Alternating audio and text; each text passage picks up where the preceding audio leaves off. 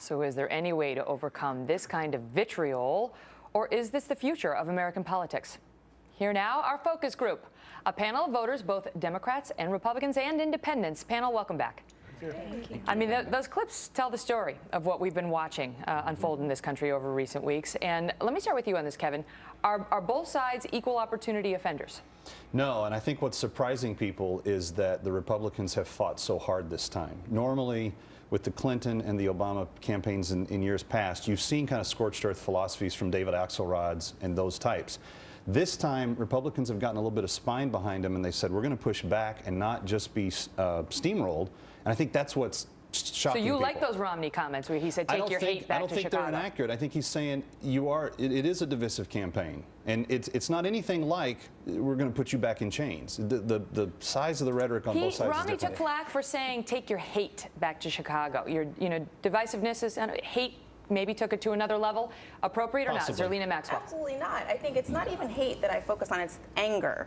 And so there's a racial component to that I hear when I hear him call the first black president angry. I also think that the tone of the campaign and the tone of the Obama administration, you can't get to compromise without both sides making concessions. And Republicans came into office, or when Obama came into office, Republicans outright said, we don't want him to get a second term. We will do everything to block him.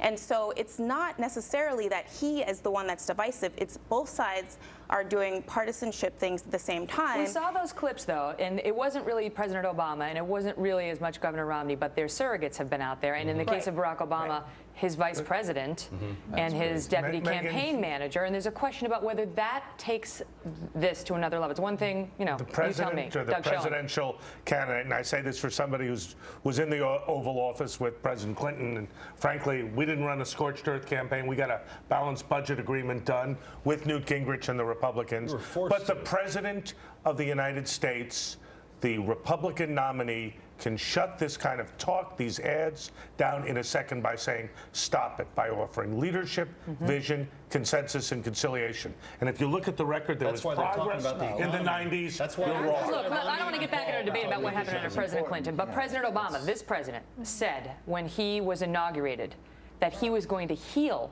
the partisan divides. Now, that may have been, a lofty aspiration.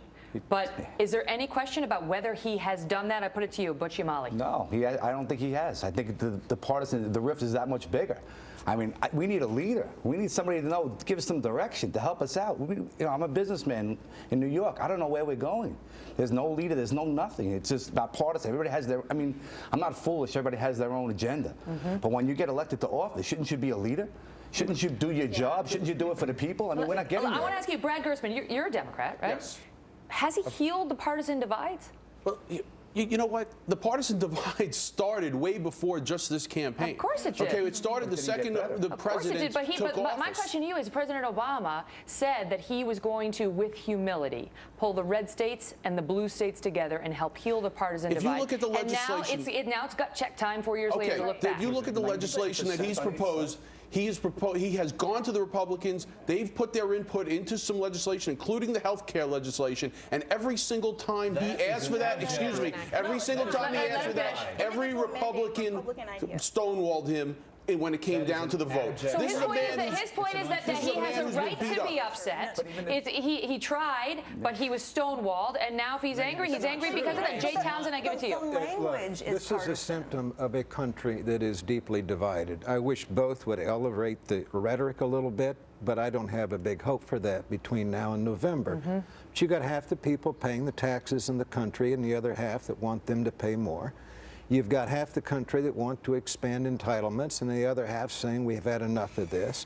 You got 80 million baby boomers that want their piece of the Medicare pie and they're afraid they're not going to get it. Furthermore, in this Congress, most members of Congress are far more vulnerable in a primary than they are in a general. So they're always running to their base, ever afraid to creep too far toward the middle, toward compromise. And then, but this sort of back and forth, you mentioned the language, Carol Roth, the language, how does it make you feel when you hear this back and forth, that kind of back and forth between the president and Governor Romney? These two men, one's president, one wants to be. Right, and I think that the issue here is, Megan, is that the language that the leadership has been using has been about division, the middle class, the 1%, the wealthy, the 99. We're putting people in boxes, and the fact of the matter is we're all Americans. This isn't about the Democratic Party. It's not about the Republican Party. It's about Americans. So I would like to see the discourse elevated to say this isn't what the people want. I don't think any of us on this panel wanted to hear that back and forth. Because you mentioned President Clinton. You worked for President Clinton. Well, there's maybe a belief that this is how politics, this has always been this way. Was it this cutting back then? I spent 2 years with President Clinton. I can tell you we worked to get an agreement to do what Carol said, which was to bring people together, to talk about differences on issues, but ultimately work for compromise. Megan, what we need now is leadership. Carol's right. Both candidates have to talk about a better future for all Americans, regardless of party. So now, Rick, I want to go to Mary Walter on this. So Rick Warren cancels the Saddleback Forum. The Romney camp was quick to point out that they had actually never agreed to participate in this, and it was set to take place this week. So there's a question about whether there really was a forum that was about to take place and what exactly got canceled. But in any event, Pastor Warren tries to get the candidates together to have a civil discussion. He said, it's not going to happen this year. I mean, I think a lot of folks just felt sad that we're at the point now where this guy doesn't feel the two men can sit down across from each other and have a discussion that will elevate the debate. Go ahead, Mary Walter. I think that those two men, I think Romney and Obama, can sit down in a forum together. But I agree with Jay that this country for the first time is at an ideological crossroads. You have one half of the country that wants to go towards a more socialist system and the other half of the country that wants to stay with what we've always been and stay a capitalist system.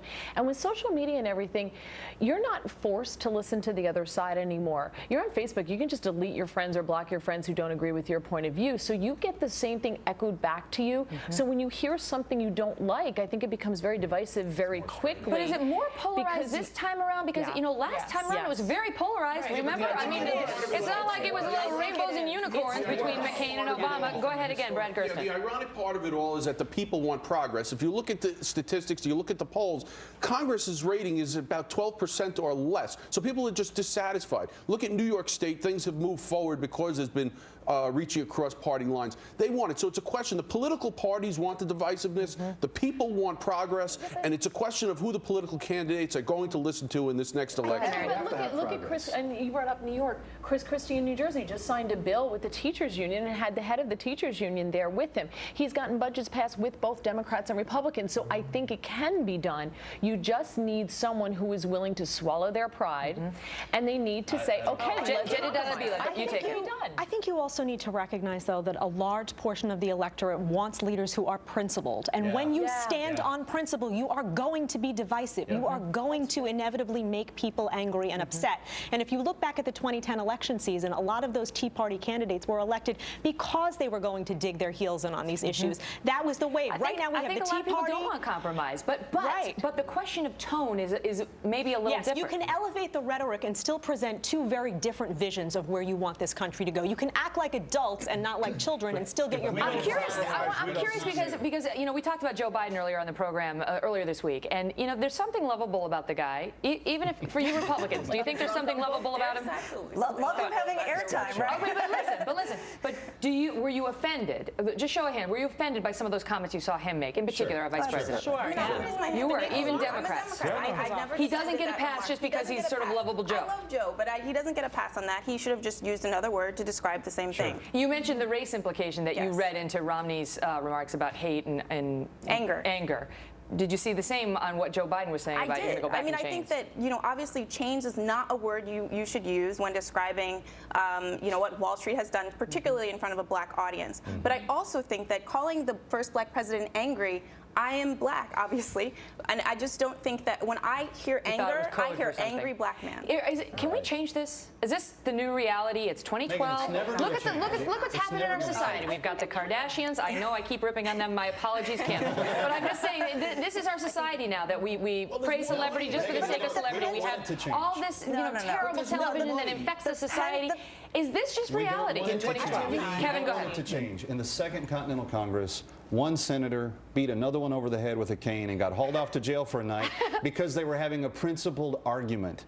The idea of advancing principles and what we believe in is what makes a representative republic work, and it's okay to disagree. We just need to be agreeable in doing it. I think you have to in business all the time. I got to go quickly. I'll give you the last one. Yeah, in business all the time, people negotiate. They have different interests and different positions. If they can come together in context, everyone wants America to be great. That's important. If you can speak to one another respectfully, like I always found in litigation, when you were arguing against the other side, it would lead to much better results than if it was all out, hate each other, war. In any event. Panel, thank you very much. A pleasure to see you. See how kind we are here.